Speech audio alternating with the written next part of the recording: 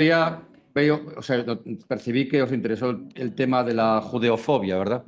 Y si os dais cuenta, no hay ninguna cuestión racional, ¿no? Primero porque el odio no es racional, el odio es puramente emocional. Y luego porque a lo largo de la historia se han ido acumulando, diríamos, conceptos que se han hecho ciertos, pero que realmente no se basan en nada, ¿no? Ahora, estos judíos, acuérdense que hay dos diásporas. Una, la Gulit, que es cuando el pueblo judío es expulsado de lo que es hoy Israel y destruyen el templo, y una segunda diáspora, cuando son expulsados de los países. ¿Se acuerdan? Sí. Y después en el siglo XIII, siglo XIV, siglo XV, por todas partes, ¿no? Por tanto, ahí, digamos, se acuña ese concepto del judío errante, ¿no? Del judío expulsado permanentemente. Simplemente para que tengan una referencia, hoy vamos a hablar de la identidad judía en Europa, porque lo que va a pasar en Europa va a ser determinante para lo que después llegue a Israel y prácticamente todas las costumbres actuales de los judíos ortodoxos en Israel vienen de Polonia. Y cómo se va a crear esta cultura, ¿no? Esta cultura. Ahora, tiene que pensar que en la diáspora no solamente van a llegar a Europa, no solamente a España, a Francia, a Inglaterra, bueno, a los países europeos, sino que muchos, miles y miles, cientos de miles, se quedan en el Imperio Otomano, porque el Imperio Otomano era mucho más tolerante que los reinos cristianos. Acuérdense que el sultán, digamos, permite la fe de los creyentes del libro. ¿Se acuerdan que dije el otro día?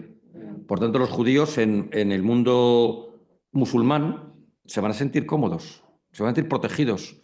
Tienen que pagar un impuesto que se llama el dimit. Y esto va a ser hasta el siglo XX. En el siglo XX, los judíos de África, de los países musulmanes, serán expulsados por una cuestión política. Y es porque cuando se crea el Estado de Israel, pues prácticamente los regímenes árabes, pero ya no por fe, sino por cuestión nacional, digamos, ¿no? Son expulsados. Por eso, aunque los judíos han estado 2.500 años en lo que es hoy Irak, Irán o Egipto, hace solamente 60 años que se han expulsado de esos países. Les sugerí el otro día una película, no se han podido verla, que se llama Septiembre en Giraz. No sé si la vieron. Muy interesante sobre un iraní que es judío. Adrian Brody es el artista, el protagonista, perdón. Y si Selma Hayek, lo que pasa es que sale tan tapada que no se la reconoce. No se la reconoce al principio. Hay actrices que como a veces van muy despechugadas, ¿verdad? Cuando van tapaditas parece que o están espiando penas o no la reconoces. Y, y ese hombre decía, pero si soy iraní, yo no he hecho nada, ¿no? Bueno, pues al final también será detenido.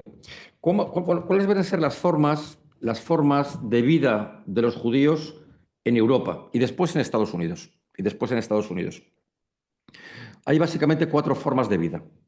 Una que es la integración, es decir, hay judíos que se van a integrar perfectamente como si fueran ciudadanos de cualquier otro país, que es sobre todo el Reino Unido y Estados Unidos. Son los países donde los judíos van a sentirse acogidos e integrados, con diferencias también, pero van a poder desarrollar completamente su integración. Otra cosa es que muchos de ellos, para estar plenamente integrados, y no solamente integrados desde un punto de vista religioso, digamos, abrazarán el bautismo. El bautismo bautizarán, ¿no? Por ejemplo, un famoso primer ministro cristiano que era judío es Disraeli. Disraeli, sí, sí. Otro famoso alemán que era judío, Karl Marx. Serán cristianizados. Eso explica, en el caso de Disraeli, la filia, el amor o la tolerancia de los gobiernos británicos hacia los judíos. Hacia los judíos.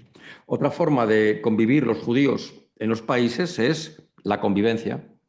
Es decir, no se integran, pero conviven. Pero eso al final salta, ¿eh? Eso al final salta. Es el caso de Francia.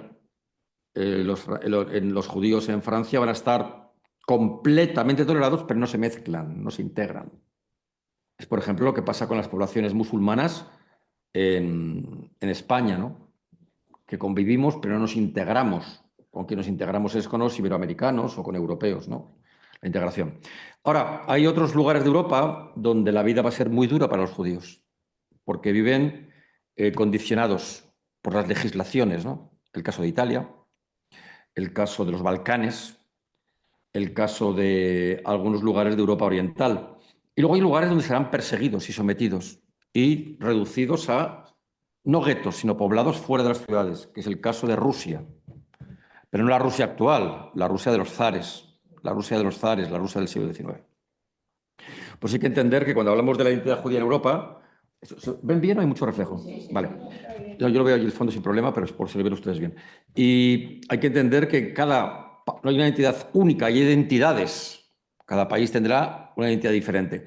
Y luego hay un hecho fundamental para entender el cambio que sufre la presencia de los judíos en Europa, que es Napoleón. Napoleón. Napoleón y la Revolución Francesa.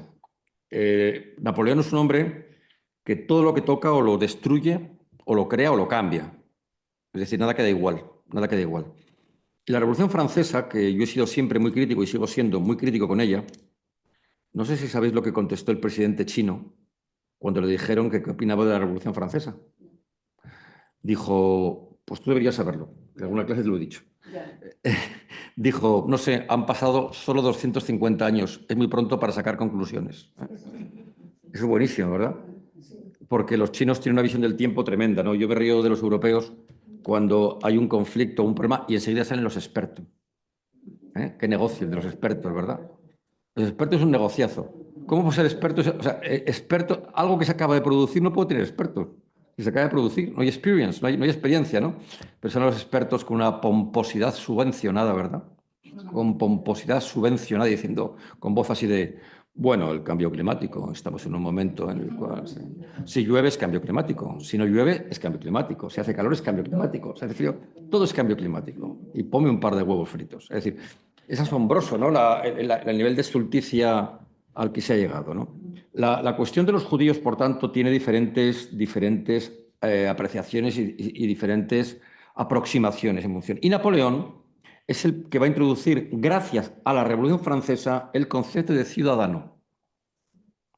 Al introducir el concepto de ciudadano, la Revolución Francesa y Francia, después por la invasión napoleónica en toda Europa, los europeos dejan de ser súbditos y, por tanto, se acogen a derecho civil y no otros tipos de derechos. Os he repetido varias veces, pero hasta Napoleón, hasta la Revolución Francesa realmente, lo que te protegía es seguir la fe de tu príncipe. ¿Se acuerdan que he hecho muchas veces esto? A partir de Napoleón, el Código Civil te iguala en leyes. Por eso Francia va a exportar estas leyes civiles que a través de las conquistas napoleónicas llegarán a toda Europa. Os recuerdo que Napoleón empieza las guerras europeas en 1804 y las guerras europeas acaban en 1815. Pero cuando Napoleón tiene su máximo esplendor, tiene 70 millones de europeos bajo su mando, que se convierten en ciudadanos. Porque Napoleón no solamente invade los países, sino que además implanta las leyes francesas en los países. Eso es muy importante que lo entiendan, ¿eh? No es una invasión territorial, es una invasión territorial y una implantación política. En España es clarísimo lo que tuvimos. En España tenemos una constitución que es los estatutos de Chamartín, que nos dicta José I, que son magníficos. Pero como le dicta José I, lo rechazamos y hacemos nuestra propia constitución, que son las leyes, la PEPA, la Constitución de Cádiz. Un maravilloso monumento, ¿eh? Un maravilloso monumento que cuando llega Fernando VII lo deroga. Lo deroga. La Constitución de Cádiz es una constitución colosal, ¿eh? Aunque en España no se va a implantar, va a ser el modelo para muchos lugares europeos. Fijaros qué curioso, en España no se implanta, pero se va a implantar la de Cádiz en Nápoles, en Portugal, en el norte de Italia, en el Piamonte. Va a llegar a Frankfurt, pero en España no, somos así de idiotas. Bueno, Fernando VII e Isabel II era una fábrica de hacer republicanos, ¿no? Claro, la Constitución de Cádiz, fijaros, ¿se acuerdan cómo empieza el artículo 1 de la Constitución de Cádiz? Españoles de ambos hemisferios. Así empieza. Por lo tanto, tan español es un español de la península como un americano, ¿eh? Y como un filipino. Esto hay que recordarlo de vez en cuando porque tenemos un ministro de Cultura que bueno, la verdad es que no sé si yo creo que es que las ruedas de prensa que llevar agua bendita para hacer un exorcismo y que Satán salga de su cuerpo, ¿no? Cosa asombrosa, ¿no? Porque España nunca tuvo colonias, tuvo virreinatos, pero claro, el ser humano se cree lo que prefiere creerse. Esto es muy importante porque en España, al abrazar las leyes de Cádiz, la ciudadanía no solamente fue en España, también fue en América. También fue en América. Por tanto, Francia exporta la ciudadanía. El Reino Unido ya la tenía, porque es un régimen parlamentario. Y el Gran Imperio Británico. A través del Imperio Británico, a través del Imperio Francés y a través del Imperio Español, la ciudadanía se expande. No olvidéis que cuando deroga Fernando VII Cádiz el 4 de mayo de 1814, los americanos ya han roto con nosotros. Estamos en guerras. Pero ellos ya tienen sus constituciones, ya aparecen como ciudadanos. Los únicos países que todavía no van a tener el concepto de ciudadano es el Imperio zarista y el Imperio austrohúngaro. Son los países que todavía van a encontrar ese concepto de súbdito. Entonces, fíjense, no pasa nada, que en el siglo XIX, aquellos países que abrazan la ciudadanía tienen un desarrollo industrial colosal, frente a aquellos países que no abrazan la ciudadanía, que están anclados en un modelo económico antiguo, que son España, Austria y Rusia. Por eso hay una relación directa entre ciudadanía, revolución industrial y una nueva clase social que es fundamental en Europa, que es la burguesía. El siglo XIX es el siglo de la burguesía, ¿verdad? Donde ya toma el poder, las revoluciones burguesas. El siglo XIX es un siglo maravilloso, ¿eh? Yo creo que en España se estudia muy mal. Yo creo que en los colegios, bueno, en los colegios se pondrá, reúnete con tu compañero y bajo la expresión siglo XIX discute la palabra 19. Bueno, pues eso es lo que ponen, ¿no? Es que los colegios son así, ¿verdad? Si Juan tiene 2 patatas y Pedro tiene 7, júntate con tu compañero y discute la palabra patata. Sería el problema que les pondría a los niños, ¿no? ¿Cómo no va a ser el gilipollas? Claro, si los relojes se para andar. Bueno, la cuestión es que la ciudadanía, llevada de una revolución industrial y llevada de la burguesía, va a ser que los judíos, que son urbanos y burgueses, tengan un enorme desarrollo económico y una gran prosperidad en aquellos países donde están integrados, sobre todo en el Reino Unido y en Estados Unidos, y también en los territorios alemanes que dan libertad. Claro, ¿eso qué va a hacer? Lo que llamaríamos en español un efecto llamada. Pues van a concentrarse en países donde el desarrollo industrial es fuerte, que es el caso de Alemania, el caso de Francia y el caso del Reino Unido. Y desde el Reino Unido después a Estados Unidos. Pero la gran emigración de judíos a Estados Unidos no viene de Europa, viene de Rusia. Bueno, viene de Europa, pero de Rusia. 3 millones, ¿eh? 3 millones de judíos emigraron más adelante. Por eso es tan importante que entiendan esta cuestión de la ciudadanía. En España, como tardamos mucho tiempo en acabar con Fernando VII, bueno, se murió, no se moría el tío, se muere en 1833. Su hija, Isabel II, tenía un gran corazón, Isabel II. Sí, parecía una casa de huéspedes. El mayor escándalo de Isabel II, tienen un cotillo de casquería que les gusta esta cosa a ustedes. Saben ustedes que en época de Isabel II se inauguró el Teatro de la Ópera de Madrid. Lo inauguró Bravo Murillo. Y vino Verdi a España, no sé si lo saben. No sé si les he contado la historia. Pues Verdi vino a España a estrenar una ópera de Verdi que era de carácter español, Don Álvaro o La Fuerza del Sino. Don Álvaro La Fuerza del Sino, ¿verdad? Y se trae a su libretista que se llama Temístocles Solera. ¿Le suena a Temístocles Solera?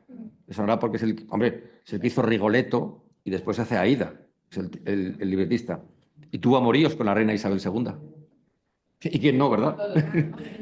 Para que vean ustedes lo que era la mujer. Bueno, el caso es que con Isabel II ya se implanta el modelo liberal, y al implantarse el modelo liberal, ya en 1833 ya somos ciudadanos, los españoles, pero con 33 años de distancia, ¿eh? Con una pérdida tremenda. Os recuerdo que en España la universidad estuvo cerrada desde 1794 hasta 1833.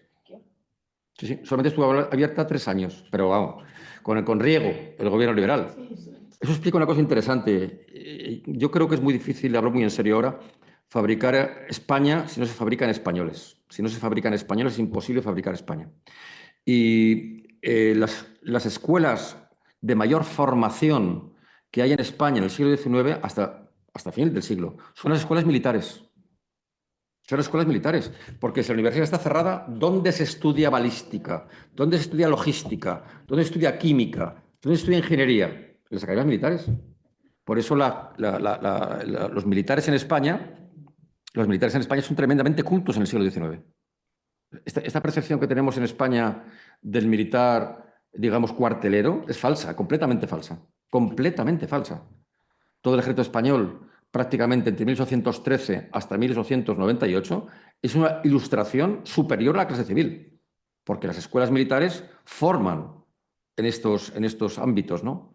Luego ya con Cánovas del Castillo, que es el primer presidente civil español, ya cambia un poco, ¿no? Pues es muy importante que entiendan, los cambios se producen en España. Por eso en España prácticamente no tuvimos judíos, porque no tuvimos revolución industrial hasta muy tarde, que cuando se muere Fernando VII y llega Isabel II, tenemos las guerras carlistas, las guerras carlistas, y después las guerras americanas. España estuvo en guerra, recuerdo, entre 1805 hasta 1925, ininterrumpidamente, con mayor o menor intensidad. Por lo tanto, España no era un país de prosperidad.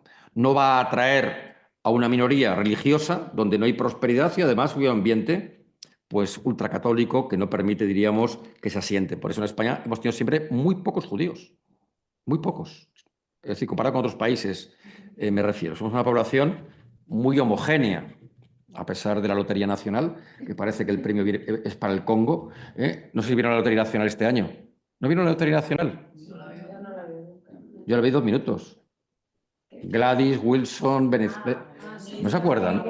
Pero si no había ni una Carmen ni a nadie que fuera del norte de Burgos, vamos, una cosa asombrosa, pero bueno, debe ser que es sociedad que yo me pierdo, ¿no?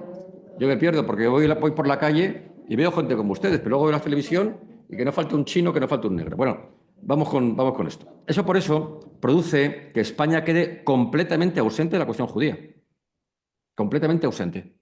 Por eso en España hay una judeofobia de tipo religioso y no tanto una judeofobia de tipo crematístico. O sea, no es la plutocracia, no es el odio al dinero, no. El judío español, sobre todo en Ceuta, Melilla, Madrid, Gerona, en Gerona hay muchos, por la frontera también. Bueno, pues se van a integrar de una forma muy pasiva y va a haber grandes conversiones, muchas conversiones. Conozco bien una familia, que todos conocen ustedes, de origen judío, en vecinos de mi padre, la familia Arzog, Mújica Arzog. Mújica Arzog es una familia del siglo XIX, Mújica. Arzog es el apellido, ¿no? O, por ejemplo, todos los que en las Vascongadas se apellidan Elizalde, que es un apellido muy habitual, Elizalde, también son de origen judío. Elizalde en vasco significa de la iglesia, de la iglesia. Los Elizalde son aquellos apellidos que vienen o bien por madres que abandonan a sus hijos, son hijos de la iglesia, o los judíos que se convierten, por eso se llaman Elizalde. Elizalde. También en Italia. En Italia se llaman de la Chiesa, de la iglesia. Pero fíjense que es un apellido muy habitual en Italia, de la Chiesa. De hecho, un famosísimo general que acabó con las Brigadas Rojas, que se llama Antonio de la Chiesa. También hay una palabra muy fea en Italia, que es hijo de tal, se llama figlio de la miñota. De la miñota. Miñota significa mater ignota, madre desconocida. Miñota, pues ahí viene el símbolo, ¿no? Es decir, desconozco a tu madre. Por eso Italia, aunque Italia sí tendrá una fuerte presencia en el norte, en el sur de Italia, tampoco hay. Sin embargo, el resto de los países sí. ¿Cuál va a ser la forma en la cual los judíos pueden medrar? La forma en la que los judíos pueden medrar es bautizándose. Y normalmente son los padres los que bautizan a los hijos. Es decir, no son los hijos por decisión propia. Es decir, aunque se integran y conviven de una forma aparentemente igual, hay muchas limitaciones que van a tener. Por eso, Disraeli es impresionante porque es su padre el que le bautiza. Por ejemplo, otro importantísimo que he dicho antes es Marx. Otro importantísimo, Félix Mendelssohn, el músico. Ahora entienden por qué muchísimos europeos cristianos, miles, cientos de miles, millones, tienen orígenes judíos, porque no abandonan el apellido, pero sus padres se han convertido. El caso de Mendelssohn es lógico, ¿verdad? Porque Mendelssohn, que es alemán, nace en una ciudad preciosa, se llama Leipzig. Leipzig. Es músico. Para poder ejercer la música en la iglesia no puede ser judío. Se convierte. A Mendelssohn, no sé si conocéis la historia de Mendelssohn, le debemos Bach. Juan Sebastián Bach había desaparecido. Ya sé que nos cuesta entenderlo. Pero en la Ilustración, el neoclásico, todo lo que es barroco, todo lo que es churrigueresco, todo lo que es siglo XVII se abandona. Y Felix Mendelssohn, que es un músico muy importante, no entiende por qué Bach deja de ser sonado, de tocado, por qué ya no se le considera, ¿no? Más que en las iglesias. Y entonces él va a llevar la recuperación de la obra de Bach y la tenemos por él, gracias a él, Felix Mendelssohn. Por eso si van a Leipzig, verán que la estatua de Bach y la de Mendelssohn está enfrente, ¿no? ¿Por qué Marx fue convertido? No olviden que el abuelo de Marx era rabino. O sea, no solamente era judío, era rabino, el abuelo. Pues le convierte para que pueda estudiar en la universidad. Porque en Treveris, él nace en Trier, Treveris, que está en Renania. Un chico que es judío no puede estudiar en la universidad.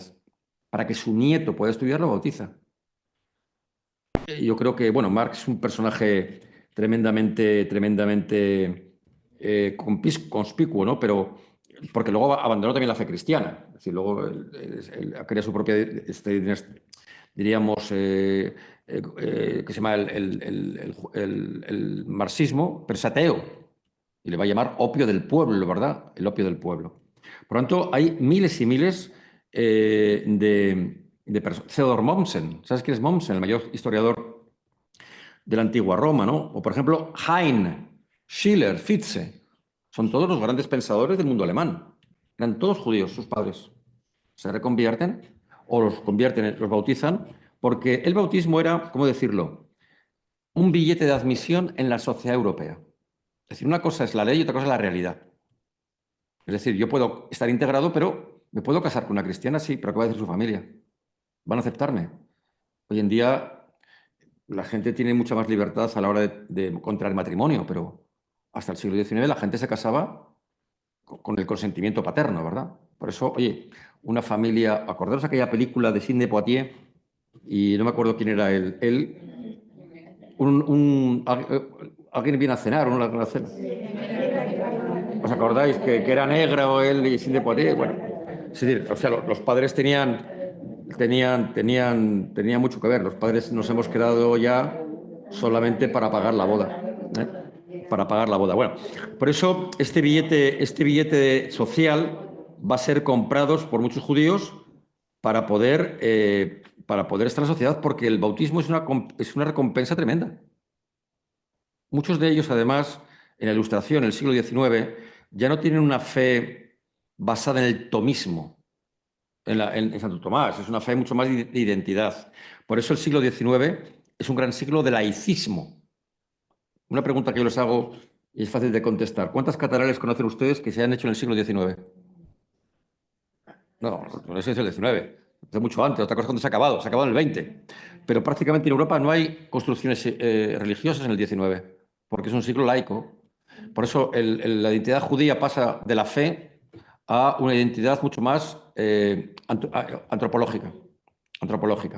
Por eso el cristianismo también en el siglo XIX es una forma de ser social sin tener que ser practicante, ¿no? Es una convención. Insisto que todo esto viene de Napoleón, que va a entregar a todos los judíos de Europa la ciudadanía, ¿eh? Según va expandiendo los territorios, van a expandir la judía. Y como además los judíos son tremendamente febriles, es decir, trabajadores, hay muy pocos judíos que trabajen para el Estado. Es decir, el funcionariado y el ejército no se nutren de judíos.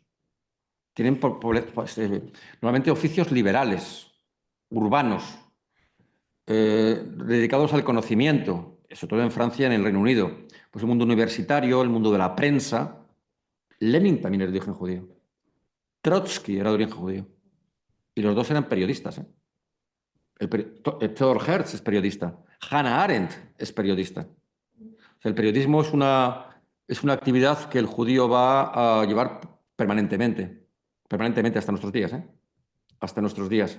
En televisión española, la verdad es que hace tiempo que no lo veo, pero había antes de la purga antes de llegar a Mateo, ¿cómo se llama? Se llama Mateo. José María Mateo, había un famosísimo corresponsal judío que transmitía desde Israel, Zimmerman, que fue purgado en el sentido literal. literal. Como no querían pagarle el finiquito por echarle, lo pusieron a una alcachofa en la calle a hacer entrevistas. ¿No os acordáis de aquello? O Cohen, un tal Il Cohen. Bueno, eso es lo que va a suceder, ¿no? Por eso, en Alemania, los judíos encontrarán acomodo, sobre todo en Frankfurt, en Prusia, en Berlín. En Berlín, importantísimo. En Berlín es una prosperidad absoluta, igual que en Sajonia. Y igual que en Baviera. Sajonia, Baviera y Prusia son tres regiones alemanas. Alemania todavía no existía, ¿eh? Alemania no existe hasta 1870. Una enorme fabricación de todo, ¿no? La familia Krupp, por ejemplo. La familia Krupp, la familia Thyssen, la familia Faber-Castell. Faber-Castell, los lapiceros, ¿no? Eran ferrocarriles, se hacían ferrocarriles. La familia Reuter, son todos judíos. Reuter, que es en los telégrafos, eran periodistas también, judíos. Por eso Alemania va a tener una enorme prosperidad también con los judíos, ¿no? Y además, en Austria no van a ser aceptados. Por eso la mayor parte de los judíos viven en Alemania. Donde realmente van a ser perseguidos de una forma cruenta va a ser en Rusia, que ahora veremos, ¿no? Ahora, hay un tipo de judío, digamos, trabajador, en oficios liberales, en oficios familiares, por ejemplo, la sastrería. Fíjense la cantidad de sastres judíos que hay, constantemente, ¿verdad? Tiene mucho que ver con el judío. El judío, por cultura, tiende a trabajar con las manos o con la cabeza. Un oficio intelectual o manual. Pero verán muy pocos judíos que trabajen, por ejemplo, en la construcción. Otra cosa es que tengan inmobiliarias, eso es diferente. Pero verán pocos judíos con el ladrillo en la mano, ¿eh? Por eso es muy interesante la cuestión de la peluquería, y de la sastrería. La sastrería tiene una explicación hasta nuestros días, ¿eh? Tiene su explicación porque, como los judíos tienen una indumentaria particular, hay sastres para esas indumentarias. Y luego, por otra parte, la peluquería, o sea, ustedes saben que la mayor parte de las mujeres judías llevan peluca. Tienen que comprar pelo, y es un pelo, diríamos, y un peinado específico. Por eso tienen ese tipo de oficios, ¿no? Ahora, hay otro tipo de oficio que en el siglo XVIII va a ser importantísimo a finales, que es la banca. La banca. Es decir, a nosotros, con todo respeto y perdonadme la ironía, nos molesta cierta inmigración musulmana, pero nos cautiva la inmigración árabe en Marbella, o nos cautivaba, ¿os acordáis? Es decir, nos parecía muy mal los jardineros marroquíes, pero nos encantaban los saudíes multimillonarios, ¿no? Bueno, pues en Europa pasa algo parecido, ¿no? Le repugna el judío narizón, pero qué bien el banquero, ¿verdad? Es la doble moral. El otro día es que ya digo, yo todas las semanas me tengo que cambiar de televisión porque siempre le tiro una zapatilla a la televisión. El otro día, en un programa que ayer vi para regodearme, que es La Sexta, a ver cómo da la noticia, empiezan a meterse con Nadal, porque saben que Nadal ha sido contratado por Arabia Saudita. Y bueno, pues ahora están criticando, ¿no? Porque la fachocracia es así, ¿no? Bueno, por eso la banca va a ser muy importante. La banca tiene todo el sentido. La banca tiene todo el sentido que se acomode a la mentalidad judía. Primero, la banca en el siglo XVIII ya es global, ya existe bolsa, ya existe, digamos, mercado de cambios. Por lo tanto, no hay que llevar físicamente contigo el dinero. Están los vales, están los cheques, hay otro tipo de transporte. Y además, la banca es internacional y el judío es internacional. Pocas poblaciones o pocos grupos humanos como los judíos son tan políglotas y cosmopolitas. Pocas poblaciones son tan cosmopolitas y tan diversas, ¿no? Fijaros cuando se produce el asesinato de Hamas el 7 de octubre, cuando atacan, todos los que atacan son obviamente judíos, pero ¿cuántas nacionalidades había? ¿Os acordáis? Porque matan israelíes, pero todos tienen doble nacionalidad. Argentinos, españoles, es decir, pero bueno, pues se nos olvida esto, ¿no? Se nos olvida. Por eso va a haber una familia, y creo que es importante, además, la banca judía se va a dedicar a la banca privada. Se va a dedicar a la banca privada, no a la banca oficial, no a la banca, digamos, de consumo. Y esta banca privada va a tener claramente dos tipos de clientes: el cliente industrial y los estados. Por eso hay una familia, que es la familia Rothschild, que será el modelo de este banquero judío, respetado, integrado y que además condiciona y presta a los estados dinero siendo un modelo a imitar. Hay una película que alguna vez me he referido a ella y sugiero que veáis que se llama El violinista en el tejado. Se llama If I Were a Rich Man, ¿verdad? Si yo fuera rico. No es así. En inglés es If I Were a Rothschild. Si yo fuera un Rothschild. En inglés es así. Lo que pasa en español, como, bueno, en español decimos after sun en vez de after sun, pues queréis, ¿no? Sí, sí. En español decimos after sun y wifi. ¿No has visto los ciberamericanos? Dicen la Wi-Fi los ciberamericanos. Pues aquí decimos Aftersun o Pepsi. Bueno, pues ya está. Por eso, la familia Rothschild, que es una familia que se llama Amschel, cambió su apellido. Y es el modelo. Rothschild, ¿sabe lo que significa? Escudo rojo. Cuando son conscientes en esta expansión de la banca, porque ellos, su primera banca es en Frankfurt. Y en Frankfurt, digamos, tiene un gran éxito. Pero son conscientes que en una economía globalizada, sobre todo después de Napoleón, hay que tener casas o delegaciones o sucursales en Europa. Y con el apellido Angel, que es un apellido judío, vamos, es como decir Rosenberg, vamos, pues no pueden ir. Y el creador de la dinastía, que es un tal Abraham Amschel, tenía un escudo rojo en su despacho. Y miró el escudo y dijo, Rothschild. Por eso se llama así la familia. No es broma, ¿eh? No es broma. Se llaman Rothschild por el escudo de la familia. Y a partir de ahí es el apellido que tiene. Porque los Rothschild van a ser los grandes cambistas que van a, por ejemplo, otra familia muy importante que tiene un descendiente que hace poco se ha hecho una película de él, pero que era un socio de la banca Rothschild, Oppenheimer, el famoso de la bomba atómica. Pues este era un heredero, un sucesor de la primera banca Oppenheimer. La banca Oppenheimer, la banca Hein, la banca Mendelssohn, Félix Mendelssohn, pues son los banqueros judíos, que no es nuevo, ¿eh? Ya en época española, ¿quién va a dejar dinero a la banca, al Estado español? Carlos I, los judíos. En España tenemos una calle en Madrid muy famosa que se llama calle Fúcar. Sí. La calle Fúcar, ¿de dónde viene? Son los Fugger. Sí. Fugger, de los Fúcares, la banca judía.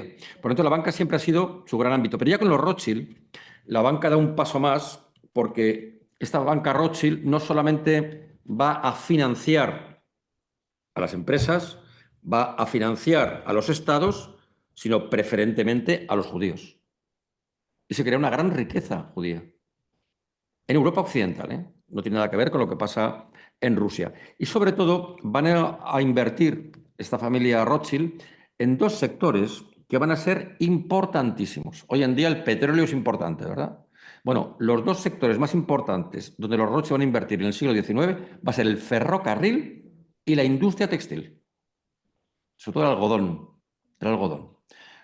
Por tanto, tenemos una banca que va a ser el gran prestatario de los estados.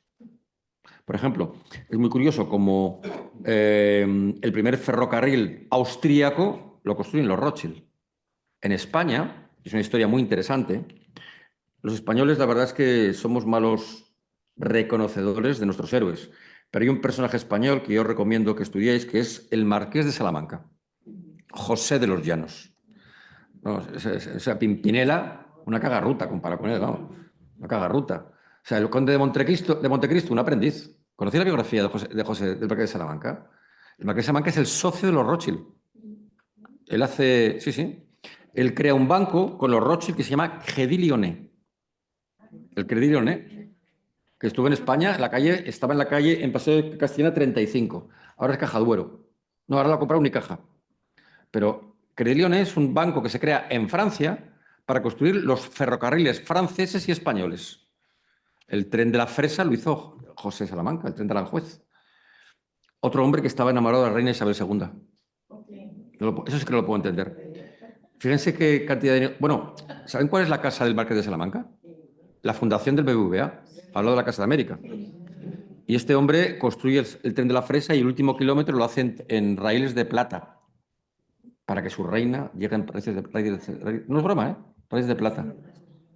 Bueno, este hombre, con todo el dinero que gana, es el que hace, con los Rothschild, el Transpacífico, la línea de ferrocarril que va desde Nueva York hasta Los Ángeles. No, no, es una persona impresionante. Pagó la deuda externa de España, ¿eh? Cuando, vamos a ver, en el segundo gobierno de O'Donnell, no el de la calle, bueno, el general le da el nombre a la calle, O'Donnell tiene una deuda externa tremenda y la fortuna de la familia Salamanca, de los Llanos, y con los Rothschild avaló la deuda de España. No, no, es un personaje que merece la pena conocer. Aparte que salvó a María Pineda de ser fusilada. Cuando le iban a fusilar, él se disfrazó de franciscano para dar la confesión y llevaba dos hábitos. En el segundo hábito que llevaba puesto, se escapó María Pineda. Por eso luego la fusilaron en la playa. A la que matan es a María Pineda, no a Marisol, ¿eh? Marisol es la actriz. Marisol es la actriz. No, no, es impresionante este hombre, ¿verdad? Os recomiendo que leáis. Es el que hace el Circo Price. El Circo Price es el que hace el barrio Salamanca, tiene su nombre.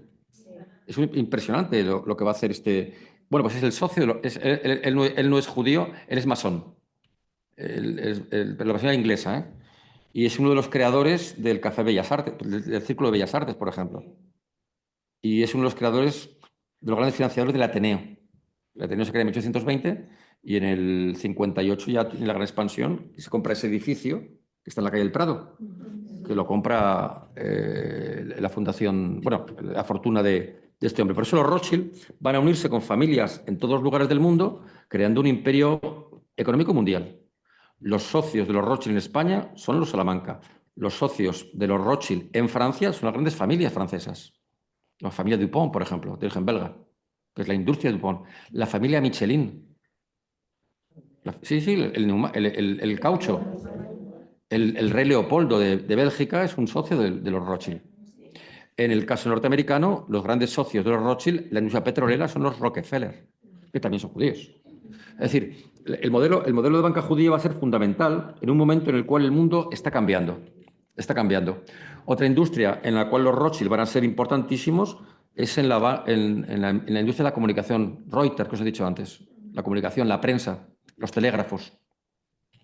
Por eso es asombroso el crecimiento de la banca judía y el dinero judía en manos concentrado en la banca. Esto explica que muchos estados reconozcan a los judíos como un socio conveniente por la influencia de la banca. Esto es importantísimo, ¿eh? Por ejemplo, la banca Rothschild va a financiar el canal de Suez. La banca Rothschild en 1903 va a financiar el canal de Panamá. Hasta 1913, Estados Unidos no tenía reserva federal.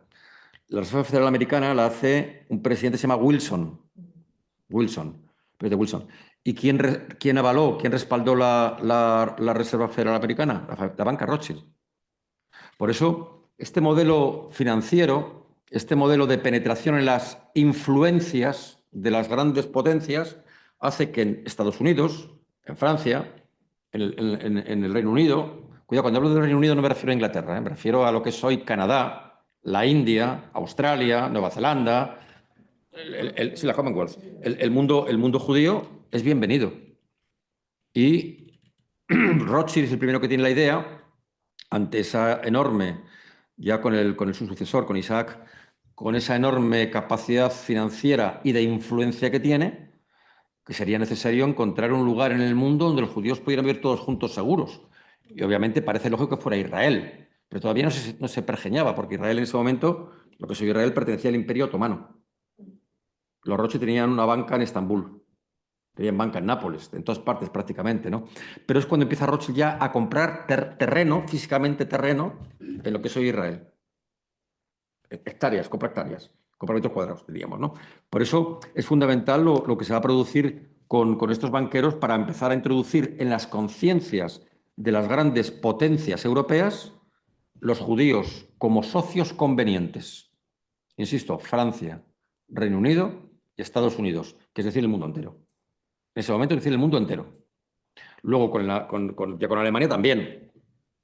Por eso va a ser fundamental lo que pasa en esta parte de Europa. Ahora, en la otra parte de Europa, los judíos viven absolutamente perseguidos, especialmente en Rusia. No olvidéis que la Rusia que estoy hablando, es una Rusia donde no existía Polonia, ¿eh? Polonia era parte de Rusia. Polonia no nace hasta 1918.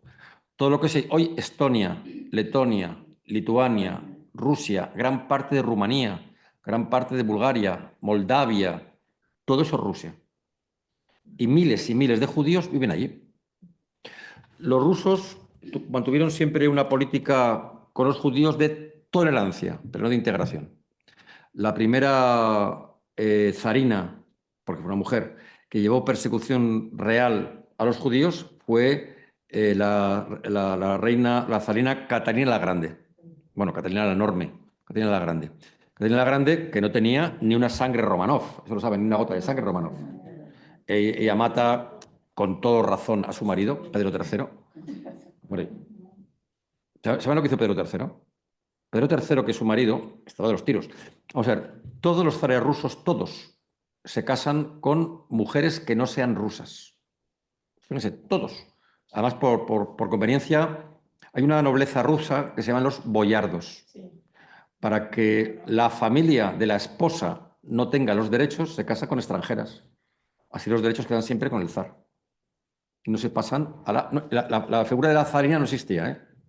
La figura de la zarina no existía, pero el hijo de la zarina es boyardo. Por eso es importante que se casen con alemanas, con todo tipo de europeas, ¿no? Europeas. Es verdad, es curioso como los rusos nunca se casaron ni con francesas, ni con españolas, ni con italianas, sobre todo alemanas. La mujer del último zar, Nicolás II, era Alejandra, ¿no? Bueno, pues Catalina la Grande era alemana, era de una ciudad que está cerca de Lübeck, que se llama Rostock. Y se casa con Pedro III. Pedro III se estaba absolutamente trastornado y admiraba a Federico de Prusia. En ese momento Alemania y Rusia estaban en guerra. Y cuando es zar, devuelve a Federico lo que Rusia había conquistado en la guerra, por su admiración personal. ¿Es para matar o no es para matarle? Es lo que hicieron. Es lo que hicieron. En ese momento, la verdad es que Catalina la Grande tenía también un corazón como una casa de huéspedes. Tenía un amante muy famoso que es Potenkin. Y Potenkin, sí, el acorazado. Ya estaba acorazado entonces, ¿eh? Y también tenía cañón. Y va a matar a Pedro III y ella se emerge como zarina. Ella es la nieta de Pedro el Grande, de Pedro el Enorme. Bueno, nietastra diría, porque realmente viene otra familia, pero bueno. Pedro el Grande es el que hace San Petersburgo y hace que Rusia salga al Báltico. Cambia el mundo, ¿eh? No sé si Cenetía está como se dice, vamos, es decir, lo adoptó como abuelo realmente ella, porque su hijo era el bisnieto y para que su hijo fuera el bisnieto ella tenía que aparecer como nieta. Bueno, cambió el árbol genealógico. Pedro el Grande crea San Petersburgo, que es un cambio colosal, ¿eh? ¿Han oído hablar de Pedro el Grande? Es impresionante lo que hace. Al hacer San Petersburgo, hace una ciudad que sale al mar. ¿Conoces San Petersburgo? Es una ciudad falsa. Es una creación, me refiero. No es sí, una maravilla, una maravilla. Y él va a contratar a un arquitecto italiano que se llama Rastrelli y al alcalde de Ámsterdam para hacer la ciudad. Por eso tiene tantos canales, San Petersburgo. Ahora, al hacer San Petersburgo, Pedro el Grande se enfrenta con la iglesia rusa, con los popes, porque además les prohíbe llevar barbas largas. Es verdad, ¿eh? Y además cambia la capital de Moscú a San Petersburgo. Por lo tanto, se enfrenta con la iglesia. Al enfrentarse con la iglesia, el Pedro el Grande va a tener la aproximación a dos religiones que va a importar: los protestantes alemanes y los judíos. Por eso San Petersburgo es una ciudad que va a ser muy poblada de judíos. Muy poblada de judíos. No tiene que ver nada, si conocéis San Petersburgo y Moscú no tiene nada que ver, son Rusias diferentes, ¿eh? Son Rusias diferentes. Por eso, a partir de Pedro el Grande ya hay muchos judíos en lo que es hoy Rusia. Y a través de los ríos, del comercio, pues los judíos van a ser muy prósperos en Rusia, muy prósperos. Por eso, 90 años después, cuando Catalina la Grande conquista Crimea, de ahí viene el problema hasta nuestros días, Crimea, es la primera vez que Rusia tiene salida al Mar Negro, al Mar Negro. Y se va a enfrentar a otra potencia, que es el Imperio Otomano. Tenemos en el norte San Petersburgo, en el Báltico, perdón, en el Mar Negro, Crimea. Y se da cuenta la zarina, Catalina la Grande, que el poder de los judíos en términos económicos y financieros es excesivo. Y va a empezar a reprimirles. Y va a crear lo que se llama zonas de asentamiento. Por tanto, dime, Carmen. No, es que me he perdido el momento que Rusia pasa de no querer judíos... Con Catalina la Grande, con Catalina la Grande. ¿Es ahí? Sí. Catalina la Grande, para atraerse a la Iglesia y para reducir el poder de los judíos que están amenazando realmente a la nobleza. La nobleza rusa es territorial frente a la riqueza judía, que es industrial y urbana. Entonces, Catalina la Grande es la primera que crea lo que se llama las zonas de asentamiento para que los judíos pierdan su poder. ¿Por qué lo hace esto? No olviden una cosa importante. Rusia es un país que debajo de sí tiene muchas nacionalidades. Polonia es una nacionalidad, Estonia, Letonia, Lituania, y estas nacionalidades están poniendo en duda el gobierno de Catalina. Y muchas de estas nacionalidades están llenas de judíos. O sea, Catalina, con el pretexto de que los judíos están intentando independizar territorios de Rusia, los va a aislar y crea las zonas de asentamiento, que se llaman Steshil, que son las zonas donde los judíos serán, digamos, concentrados. No son guetos porque son pueblos y fuera de las ciudades. Imagínense que vamos a Castilla y cogemos 5 hectáreas, aquí hacemos un Steshil, y los va a repartir por todo el territorio. Por eso, a partir de 1796, las zonas de asentamiento cambian completamente y la historia de los judíos en Oriente cambia. Fijaros qué diferencia.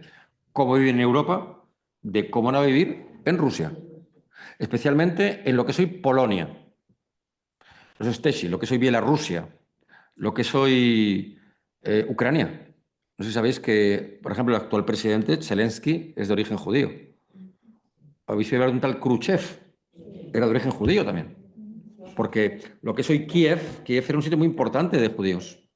Era un sitio muy importante. Pues las zonas de asentamiento van a ser lugares donde los judíos van a estar aislados. Y esta va a ser la situación de los judíos en Europa, en Rusia, perdón, entre 1796 hasta 1881. ¿Y por qué son tan claras las fechas? Porque en 1796 es cuando se producen las zonas de asentamiento, los Steshil, y 1881 es cuando matan al zar Alejandro II. Matan a Alejandro II y culpan a los judíos de haberlo matado. Y se producen los pogromos. En español la gente dice progrom, pero no es pogromo, que significa destrucción. Por eso esos 80 años para los judíos son una persecución gradual. Primero asentamientos y prohibiciones, hasta la persecución final y la expulsión y el exterminio. A partir de 1881. Ante ese exterminio y esta persecución, muchos optan por la emigración y se van a ir a Alemania, a Francia, a Inglaterra, y la mayor parte de los judíos de Rusia van a ir a la gran tierra de promisión, los Estados Unidos. Los Estados Unidos. Y luego habrá otros países que también van a abrir las fronteras para que judíos que vienen de Rusia puedan también vivir en esos países. Por ejemplo, México. En 1883 hay un presidente mexicano que merece la pena que estudiéis un poquito si os queréis divertir. Porfirio Díaz. El porfiriato, Porfirio Díaz. Porfirio Díaz tiene una frase genial. Dice Porfirio Díaz: México está lejos de Dios, pero cerca de Estados Unidos. ¿Nunca lo habéis oído? Eso dice. Y entonces, Porfirio Díaz, que está industrializando el país, va a crear el ferrocarril mexicano. Es impresionante lo que hace Porfirio Díaz, ¿eh? Impresionante. Hoy en día, en México, solamente habla bien de Porfirio Díaz, lo que seríamos la derecha, la clase conservadora, y la Iglesia. Saben que el presidente azteca que hay en México, ¿verdad? López Obrador. Los apellidos son de lo más azteca que te puedes imaginar. Bueno, pues hay una recuperación de Porfirio Díaz porque fue un gran presidente, pero toda la izquierda mexicana lo ha ocultado como si nunca hubiera existido. A mí Porfirio Díaz me recuerda a la película de Vida de Brian. ¿Os acordáis de la Vida de Brian cuando van a conspirar? A ver, ¿qué ha hecho los romanos por nosotros? ¿Os acordáis? Los acueductos, sí, vale, los colegios. Bueno, ¿qué ha hecho Porfirio Díaz por México? Las minas, vale, las minas, y el ferrocarril Vario, el ferrocarril La Paz. Ya, bueno, ya, pero era dictador. Era dictador. Es verdad que era un dictador. Pero el anterior era Benito Juárez. ¿Sabéis que Mussolini se llamaba así por este hombre? ¿Cómo se llama Benito? Mussolini, perdón, Benito. Sí, al ser italiano tenía que haberse llamado Benedetto. Por eso se llama Benito, porque su padre el padre de Benito Mussolini era más rojo que un coche de bomberos. Por eso Mussolini era socialista, pero luego del socialismo se sale, ¿eh? Del socialismo se sale y salió, ¿eh? Consiguió salir. Bueno, la cuestión, por tanto, fijaros cómo va a evolucionar en Rusia en este momento. Lo más importante, Polonia. Claro, al estar concebidos, al estar concentrados, al estar aislados, se va a crear los judíos en Polonia. Y todo lo que viene a Israel hoy viene de Polonia. Me refiero a costumbres, aspectos. Porque los judíos que van a emigrar no solamente a Estados Unidos, no solamente a Francia, van a empezar a emigrar a lo que es hoy Israel. Los están persiguiendo, los están matando, los están quemando. El Imperio Otomano los acoge. No olvidéis que en este momento hay sultán. Bueno, estos palizos con gafas. El palizo con gafas lo que voy a contar ahora. En el año 1876 hay una constitución turca que se llama Tanzimat. ¿Os suena? Os lo digo yo. Tanzimat. Tanzimat. Tanzimat. Tanzimat es una constitución turca que se hace en el año 1876 y no es casual ese año, en el cual por primera vez Turquía tiene una constitución liberal y permite, diríamos, libertad de empresa, libertad de industria, se traduce el Corán al turco.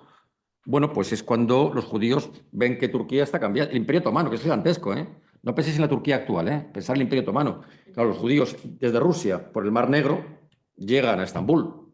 De Estambul van a llegar a lo que es hoy Israel, que entonces era territorio otomano. Por eso ya van a llevar las costumbres de los Askenazi, que son los polacos, a Israel. Por eso el aspecto físico, los peinados, la forma de vestir, viene en ese momento.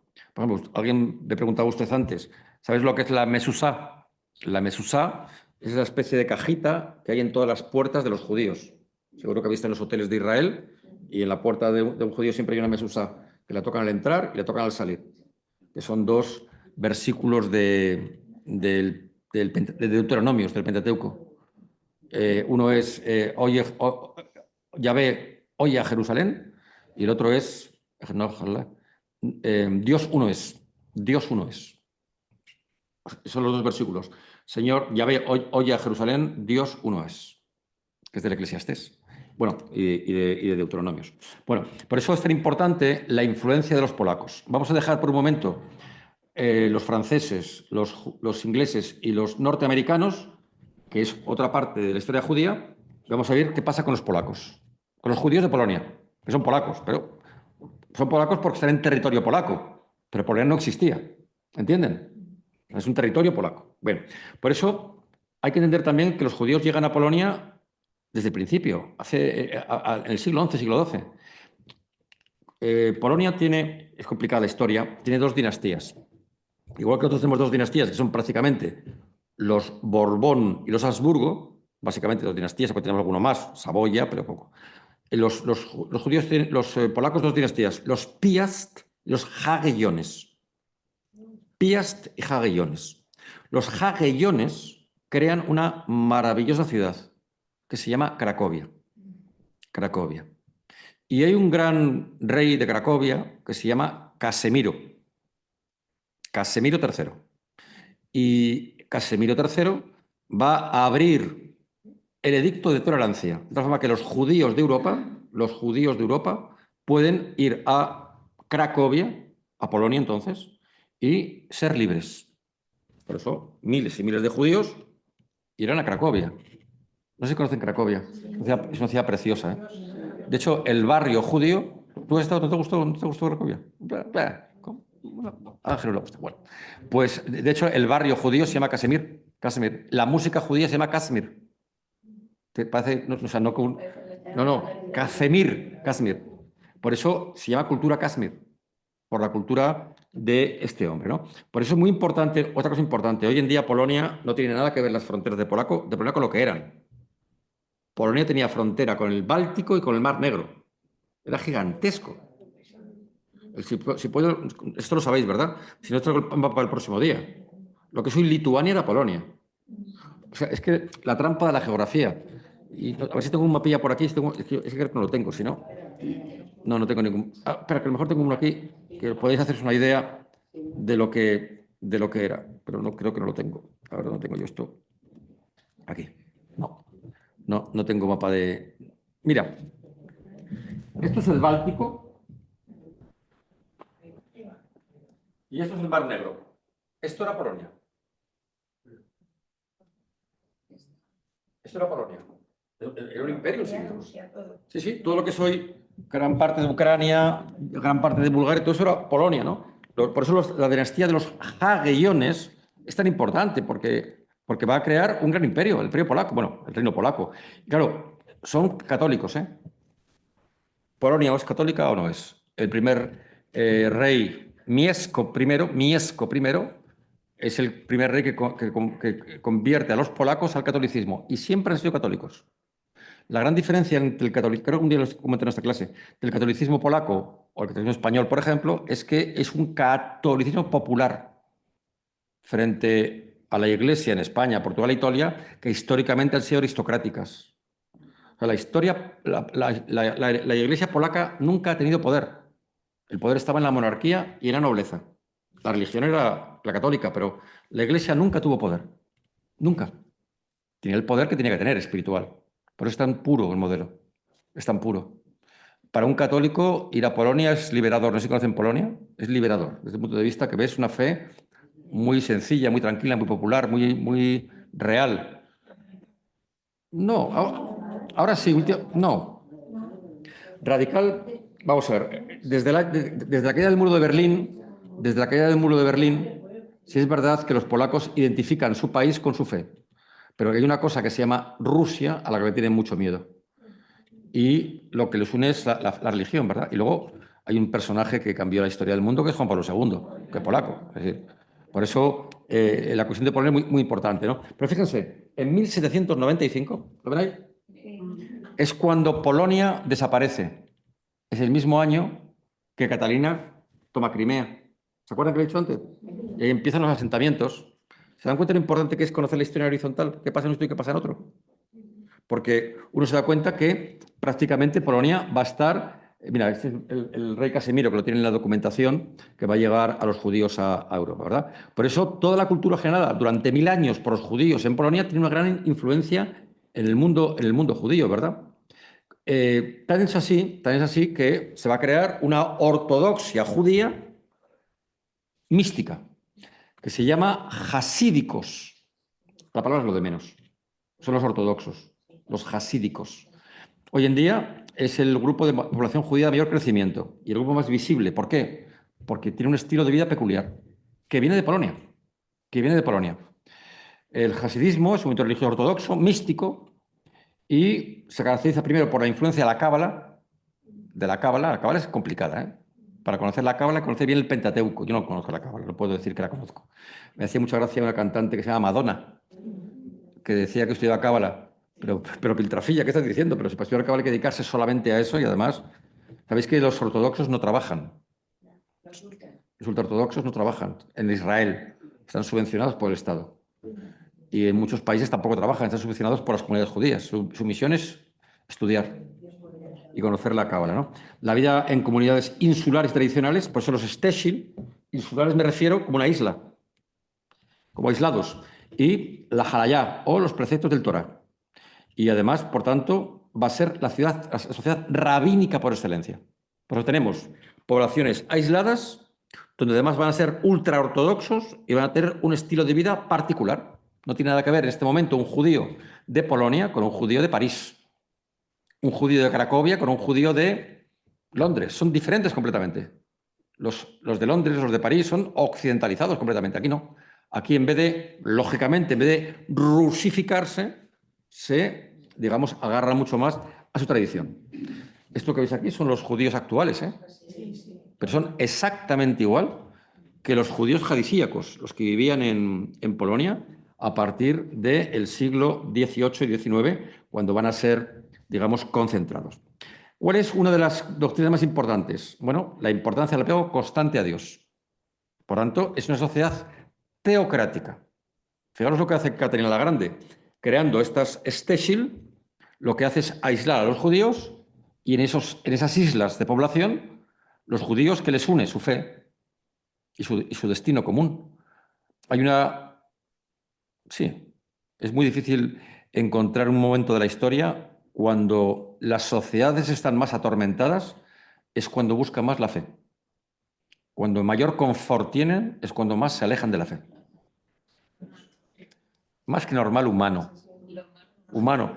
Yo creo que lo contrario, porque si yo tengo confort, diría gracias Dios porque tengo confort. No me olvido de ti, ¿no? Por eso es diferente.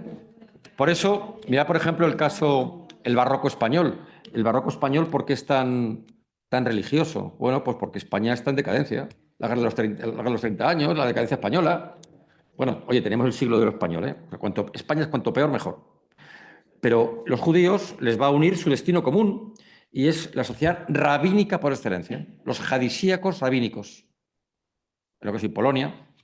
Por eso ya no es necesario un erudito para estar cerca de Dios, porque Dios siempre está presente en el corazón de las personas. Es decir, es una teocracia prácticamente, en el sentido, una llavecracia, de llave me refiero, para entenderlo, lo estoy diciendo, ¿verdad? Y además van a ser antisionistas, porque lo que creen es que no puede haber sionismo si no hay templo. ¿Entienden? En este momento ya surge, en paralelo, perdón, a varias cosas. Pero primero, templo.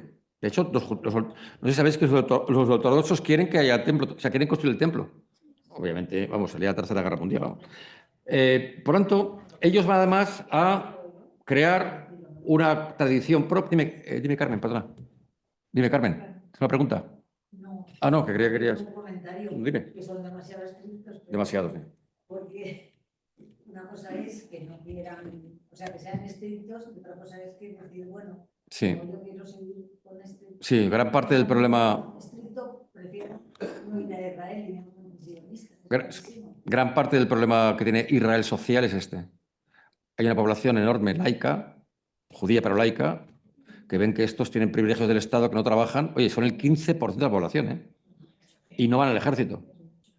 Pues la gente está hasta las narices de pagar impuestos para que se estudie la Torá. Por eso Israel es tan interesante, ¿no? Israel tiene dos realidades, la realidad de Jerusalén y la realidad de Tel Aviv. Yo cuando viví allí aguanté el Jerusalén una semana para Tel Aviv. Porque no, es que hoy no puedo, hoy no, porque el ascensor no funciona. No, es que has dado no sé cuántos pasos hoy. No, hoy no puedes hablar, porque no, hoy no puedes entrar en esa sala porque hay un jadí.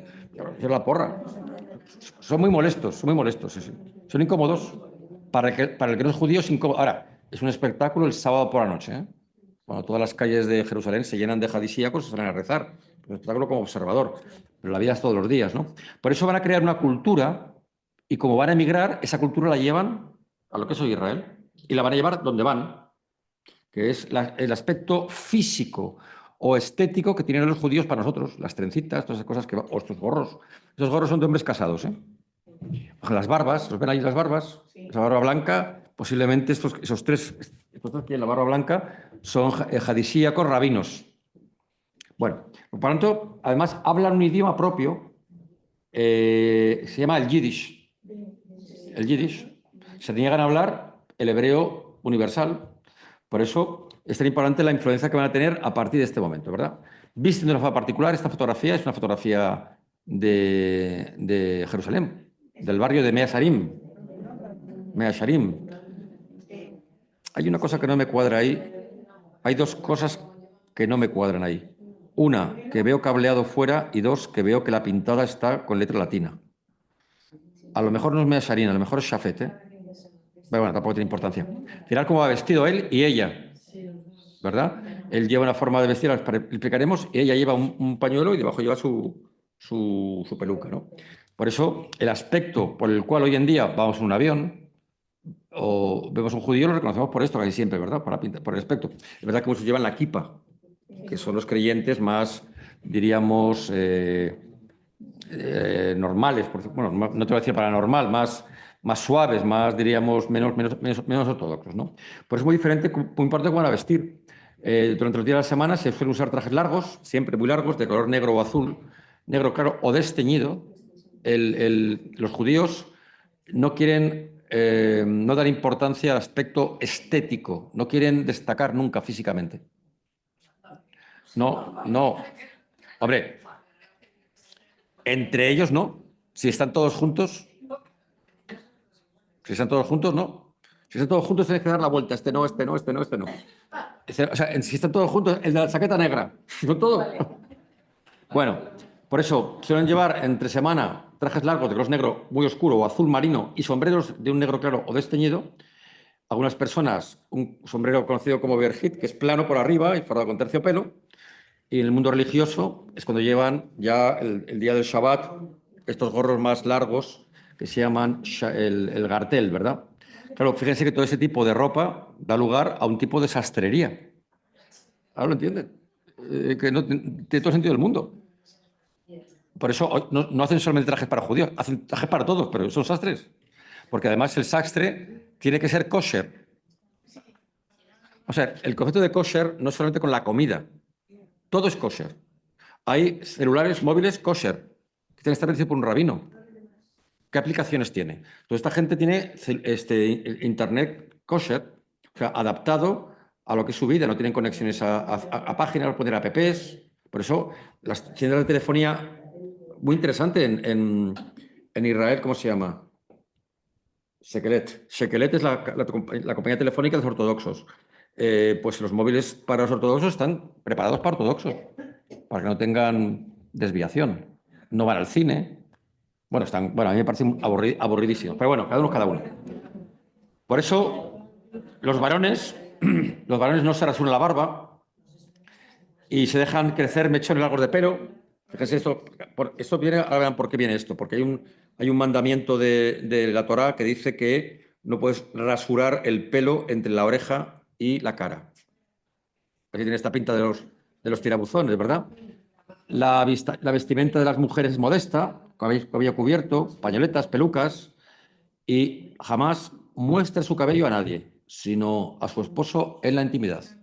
Y en catalán, como Aznar. Es decir, es una sociedad que viene de Polonia, en los Stichel. Es que tenéis que ver otra vez, por favor, lo pido, la película El violinista en el tejado, porque más allá de la música, refleja exactamente lo que es la sociedad que ha llegado. O la serie de televisión Los Stichel, ¿la habéis visto la serie? Es una serie de televisión, está Movistar, son 4 o 5 capítulos, que es como la vida de esta Stichel. Unorthodox. Pero Unorthodox es una chica que quiere dejar de serlo. Y ahí tenemos la parte LGTB feminista un poco rara. Pero se llama así, Stechel. Stechel. S-T-H-E-L-I-L. Stechel. Stechel. Stechel. Stechel. S-T-H-E-S-I-L. Stechel. Que es el nombre de los asentamientos. Es el nombre de los asentamientos, Stechel. Bueno. S-T-H-E-S-I-L. Vale.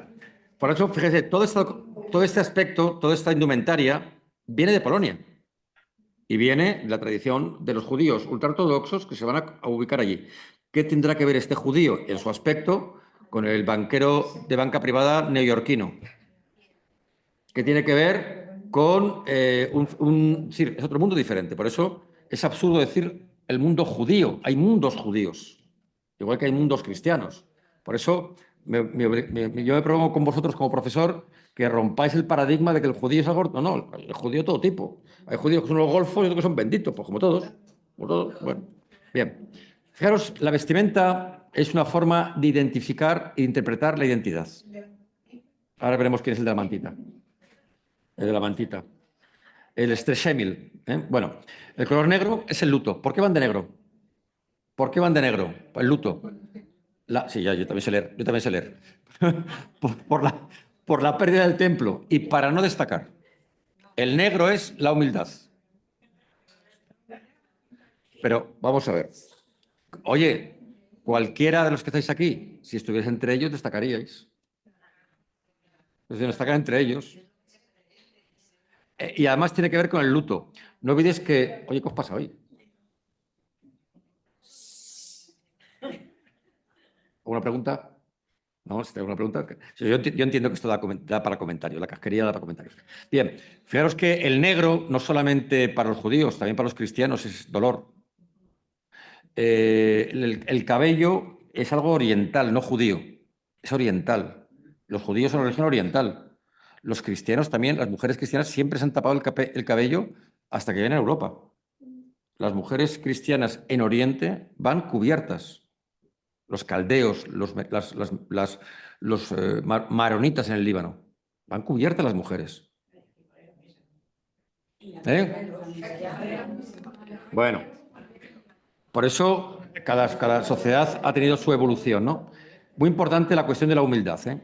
El nombre de las patillas rizadas procede de un vocablo hebreo, borde o lado, y viene del Levítico, que ordena no redondear ni el borde de la cabellera ni la barba. Les impide tanto afeitarse los laterales del pelo como ofrecer una imagen lampiña al mundo.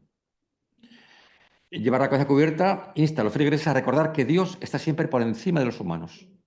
Por eso la kippah dice, yo acabo aquí, a partir de aquí está Dios. Es un símbolo de humildad. La kippah es, a partir de aquí está Dios. Yo solamente soy esto, soy muy pequeño, soy de aquí a aquí. Después Dios. Es humildad. Dios está en todas partes y está por encima de mí.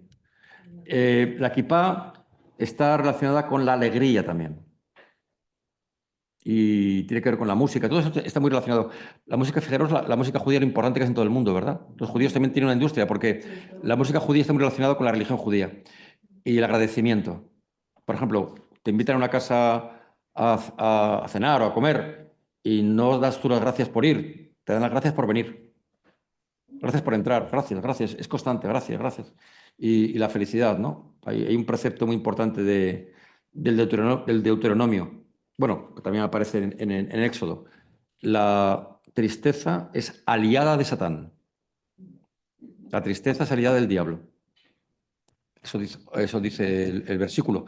Que la iglesia cristiana también lo toma esa idea, ¿eh? La alegría. La alegría. De hecho, San José María Escrivá Balaguer lo toma también, ¿eh? En el libro Surco y en el Camino aparecen los dos. Las tristezas aliadas del diablo.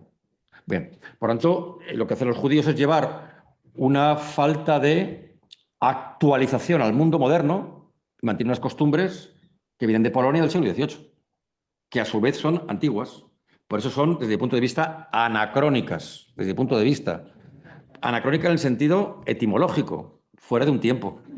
Por eso es un contraste. Es un contraste, ¿verdad? La cabeza cubierta, por tanto, es una cuestión. Esa especie de mantel que llevan aquí, que lo estáis viendo, tiene que ver con el templo. Tiene que ver con el templo. Hasta luego. Acordaros que tiene que ver con el tabernáculo. ¿Cómo se protegía el arca de la alianza en el Éxodo en el desierto? Con unos tabernáculos, con unos techos, ¿no? Esa capa se la ponen por encima para rezar y es como si ellos fueran el arca de la alianza y están cubiertos, ¿verdad?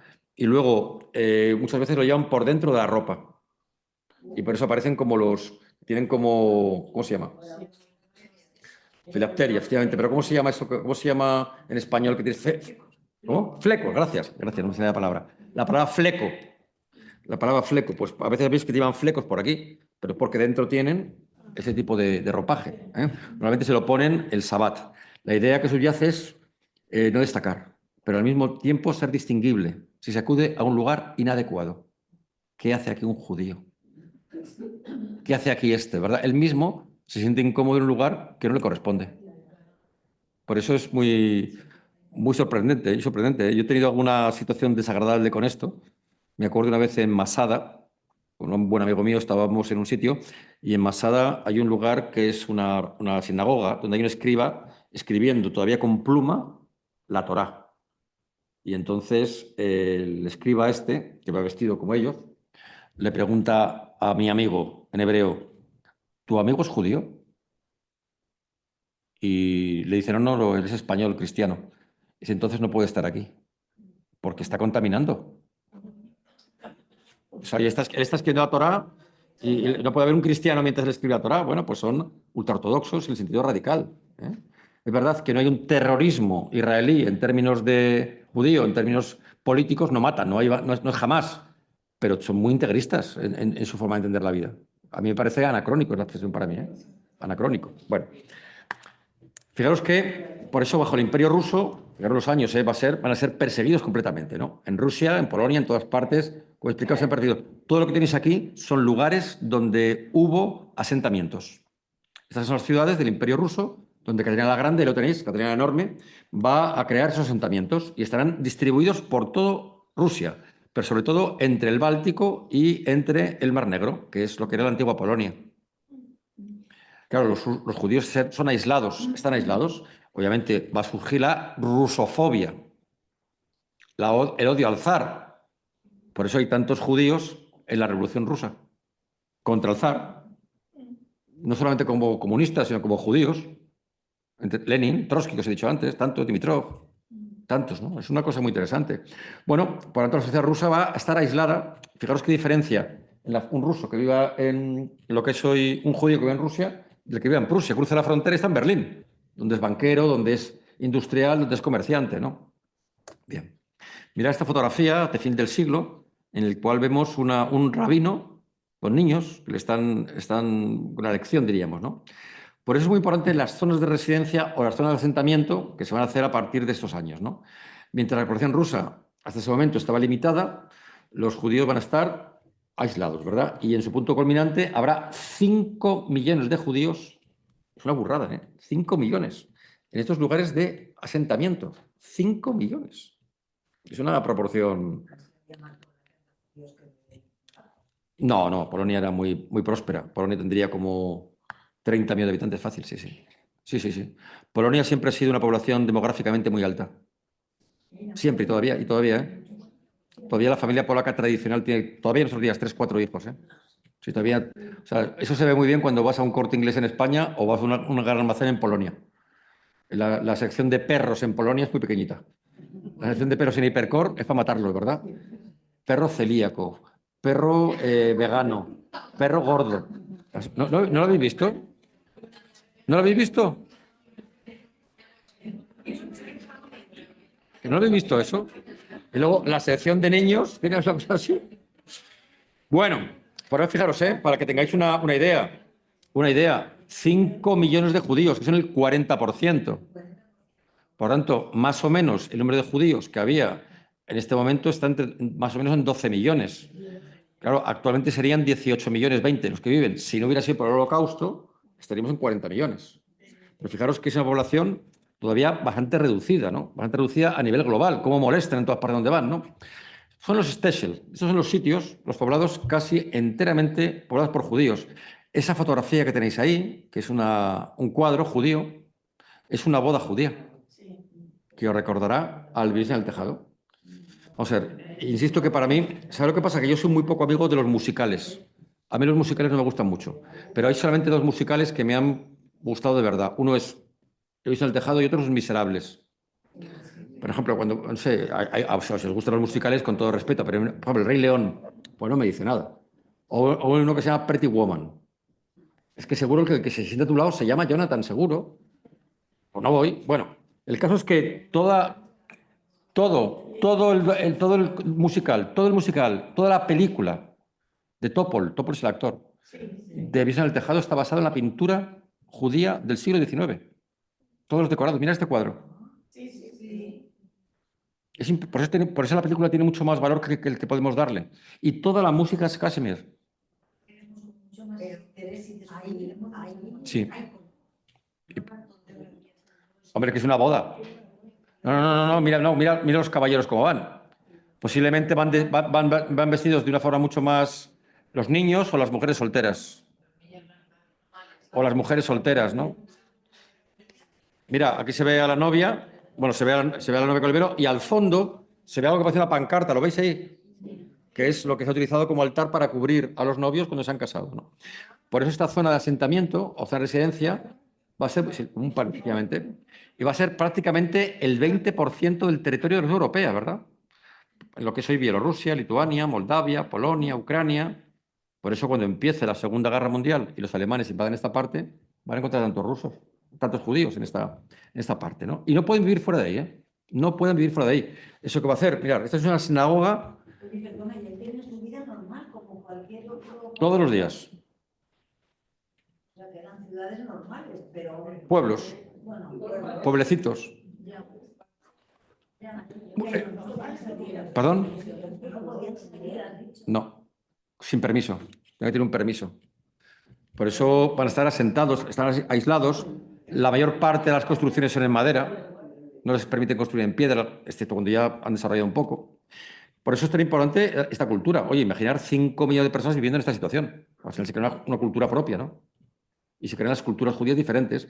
Mirad que esta es una imagen de una sinagoga de madera, construida en el siglo XVIII. La fotografía es de 1895, en madera.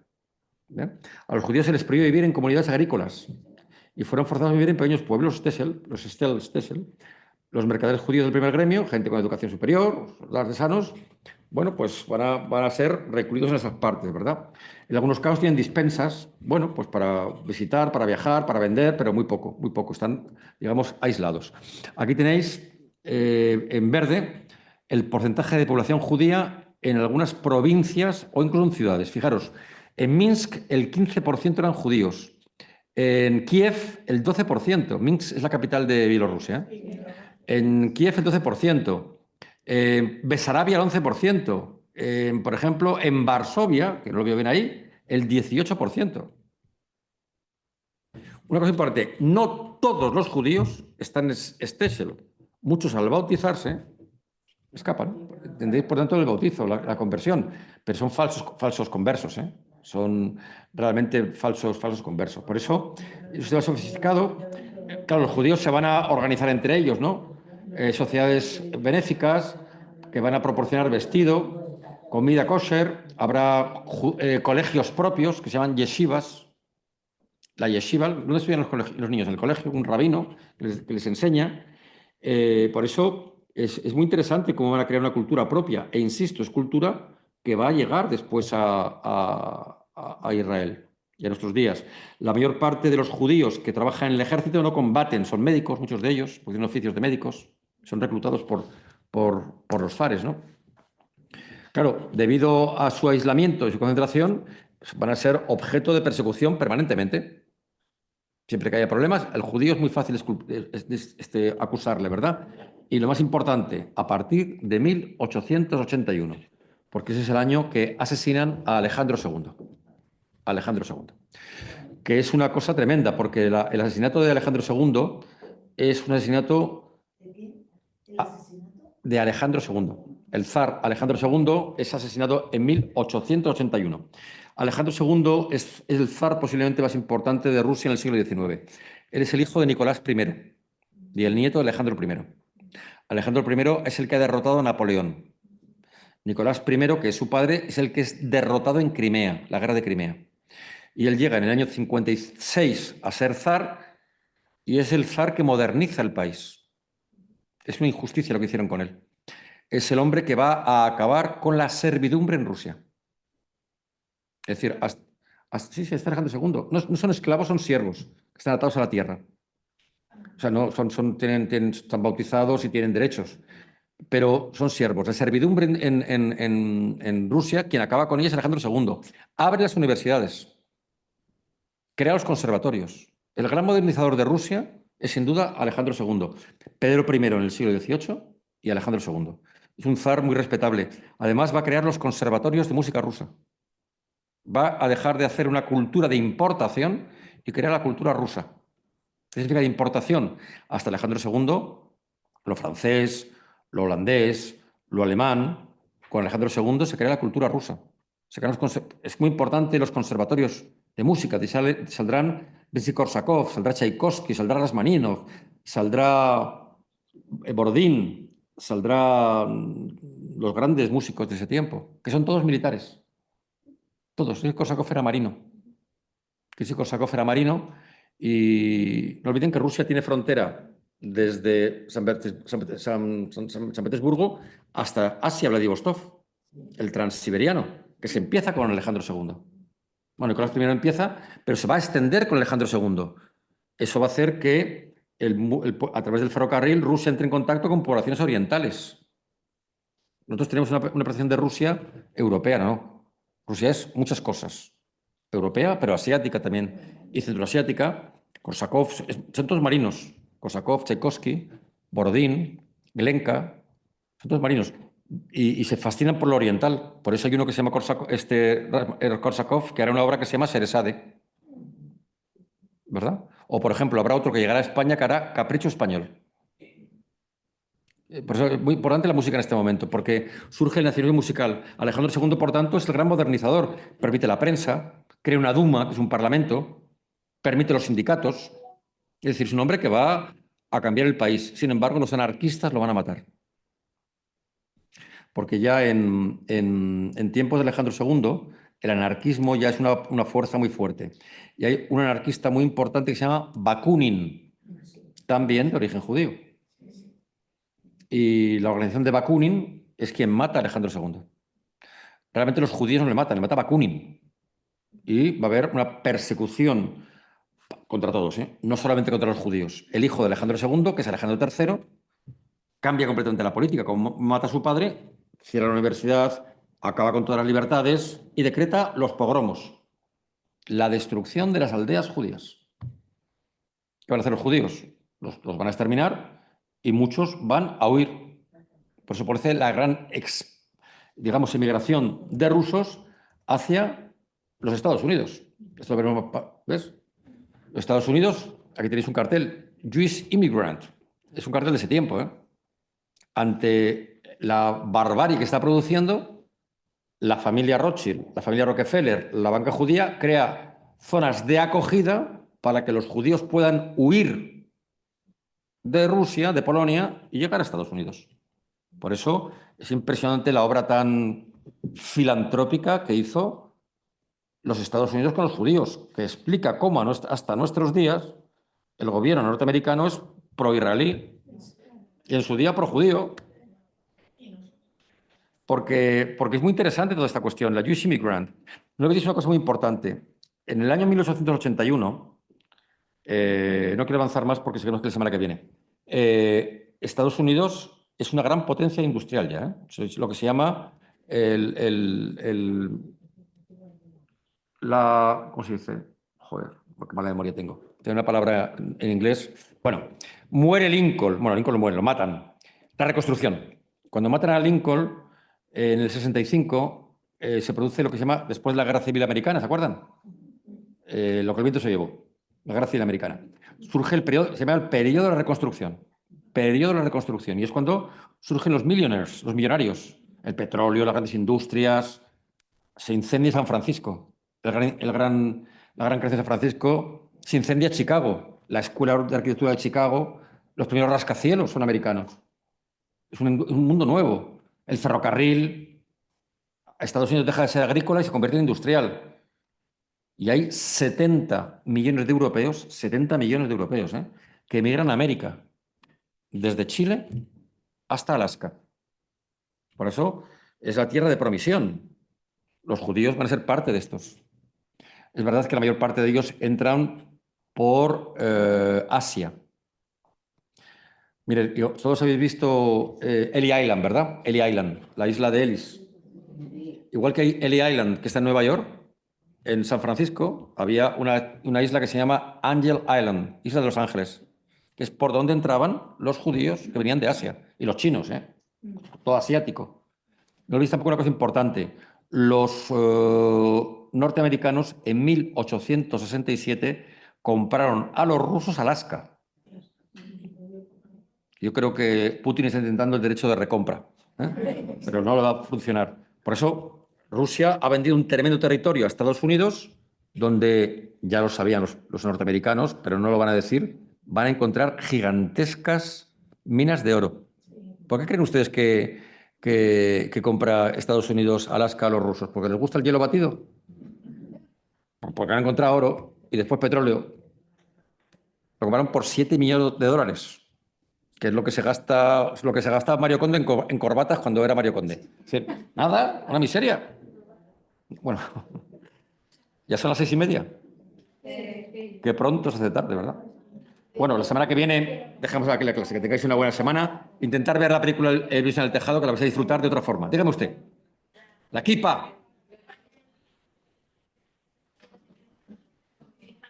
No hay jerarquía eclesiástica.